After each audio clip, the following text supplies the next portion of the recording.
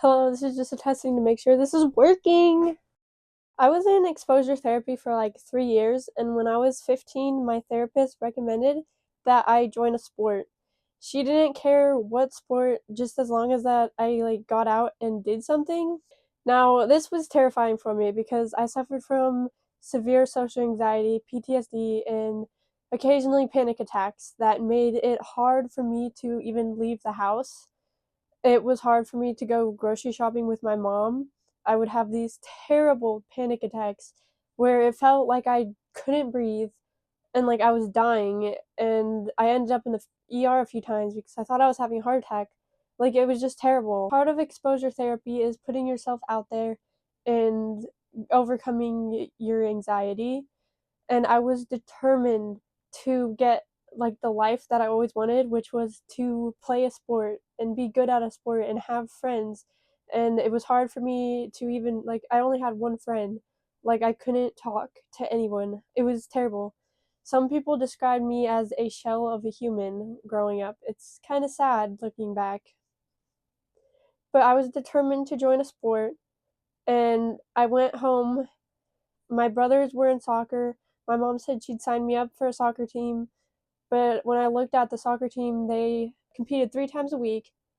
I had no idea what I was doing. I did not want to compete. I didn't want to run in front of other people, so that crossed soccer off my list. On my search for a sport, there was either an ad that led me to Freedom and Feathers, or I just saw Freedom and Feathers on YouTube, and I was like, whoa, she is so cool. Archery looks like the coolest sport. I want to do this. Then I did a little bit more research about archery, and I found this blog that said archery was proven to be good for people who have PTSD, and I was determined to get through my PTSD. And so I asked my mom, and that night I was signed up for USA Archery membership and an archery club. And my first time shooting a bow was on October 7th, 2022. That first class, my anxiety was high. I was shaking. I was nervous. There were so many of us there, and I had no idea what I was doing. I never picked up a bow before. We went through the shot cycle with stretch bands a few times, and then we were put on the line and told to shoot. I was like, whoa, I don't even know what knocking the arrow means. I was too afraid to ask. How am I equipped to shoot a bow? I remember the first arrow I shot, I pulled back and I released, and it didn't even hit the bail. It went way past, all the way to the shield. I was like, this is terrible, but at the same time, this is kind of fun.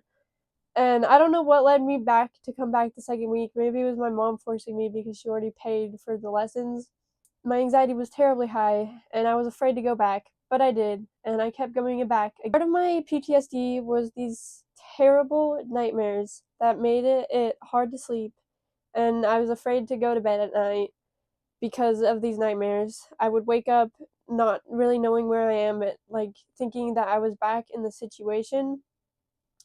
And I realized that when I had these nightmares, I could wake up and grab my stretch band and go through the shot cycle, kind of like the 5, 4, 3, 2, 1 method, but it worked so much better for me. Just thinking about nothing but the stands, knocking the arrow, hooking rip. Like, I just go through it over and over again at night, and it helped me come back. Like, no, I'm not back in that place. I'm in my room. I'm safe.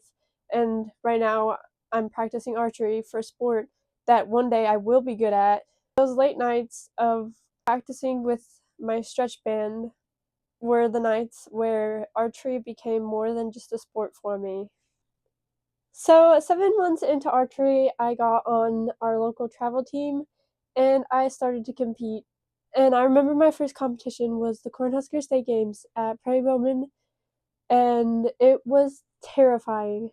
I was the only one in my division, but that didn't stop the nerves. I thought everybody was watching me, like the typical symptoms of anxiety.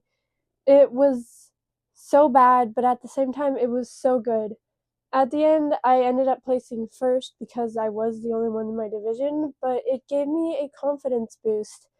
And I'm so glad that I pushed myself to get to that first competition. There, I started to compete a lot, and my anxiety started to go away about competing until I went to my first national competition. I think it was in 2024, the Rushmore Rumble. Toes. The Rushmore Rumble, where I had a panic attack. I remember shooting and just like this anxiety building up, and then suddenly it was hard to breathe. I released my last arrow. I don't even know where that arrow went, but suddenly I was crying, like my chest hurt, like it hurt to breathe. I like went over to my coach and one of the other archery moms, and I was just crying. I was like, I can't do this. And they're like, yeah, yes you can. I wanted to leave so bad.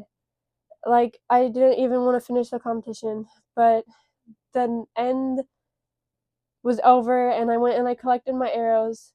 And when I finished crying, when the tears stopped, I got back on the line and I shot. I remember that day very well.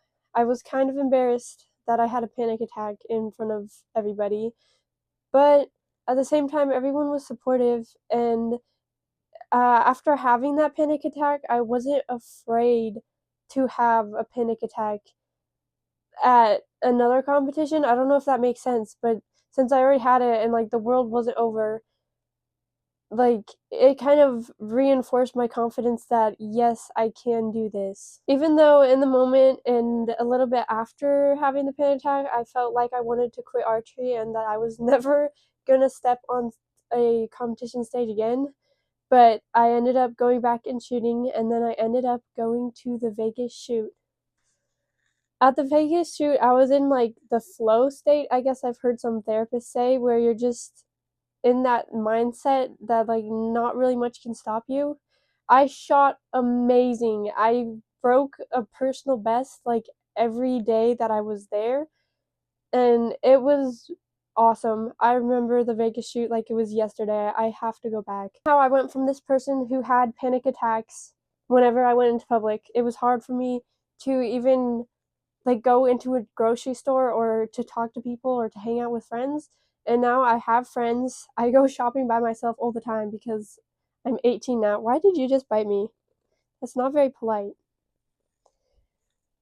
I compete on a new team now and I go to competitions, and yes, the anxiety is still there. Yes, I still have panic attacks, but the panic attacks and anxiety and PTSD, they don't control my life. I feel like I have a better grasp on my life and what I do now.